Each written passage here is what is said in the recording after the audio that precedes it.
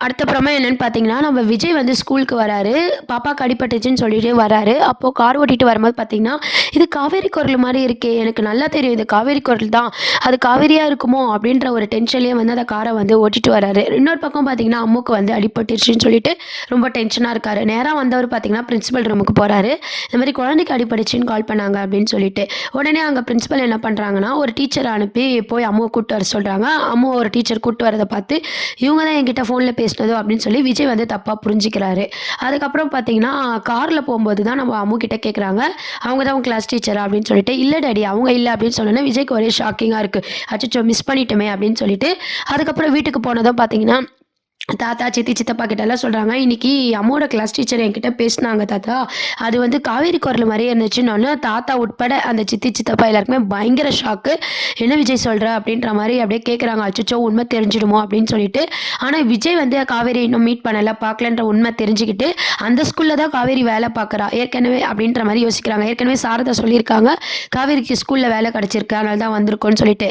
அப்போ அந்த காவேரி இதுவா இருக்குமோ அப்படின்னு சொல்லி, இதுக்கப்புறம் வந்து நம்ப குட்டி அம்முவ வந்து அவங்க தான் ஸ்கூலுக்கு கூட்டிட்டு போணும் அப்படின்ற மாரி யோசிக்கிறாங்க. காவேரி வந்து பாத்துறக்கூடாது. காவேரி இருக்கிற ஸ்கூல் பக்கம் விஜய் போயிடக்கூடாது. இது எப்படின்னா மாத்தணும்னு சொல்லி சித்தி, சித்தப்பா வந்து வில்லத்தனமா யோசிக்க போறாங்க.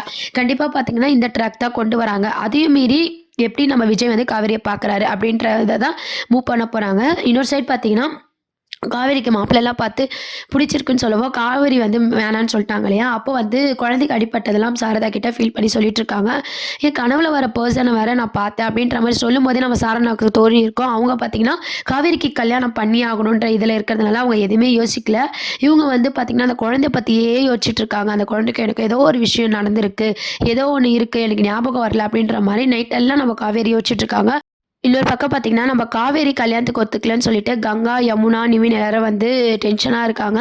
காவேரி கிட்ட ஃபோன்ல பேசினா வேலைக்கு ஆகாது. நேர்ல போய் எப்படின்னா நம்ம காவேரிய கல்யாணத்துக்கு ஒத்துக்க வைக்கணும்னு சொல்லி அவங்கலாம் கிளம்பி காவேரி இருக்கிற இடத்துக்கு வரப்போறாங்க. இன்னொரு சைடு நம்ம விஜய் வந்து காவேரிய பார்க்க முடியாத அளவுக்கு சித்தி, சித்தப்பா வந்து பிளான் பண்ணிட்டு இருக்காங்க. அதையும் மீறி விஜய் எப்படி பார்க்க போறாரு?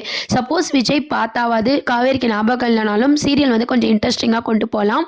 ஆனாலும் நம்ம விஜயும், காவேரியும் மீட் பண்ணாம இருக்கிறதே பார்க்கவே செம்ம போரிங்கா இருக்கு. செம்ம போரா கொண்டு போறாங்க. வில்லன்களுக்கே முக்கியத்துவம் குடுக்குற மாரி, கண்டிப்பா மீட் பண்ற மாரி பார்த்தீங்கன்னா, திருப்பி பசுபதி மாரி வில்லன்லாம் வந்துட்டாங்கன்னா, இன்னும் சீரியல பார்க்கவே கடுப்பாயிடும். அந்த மாரி கொண்டு போனாங்க.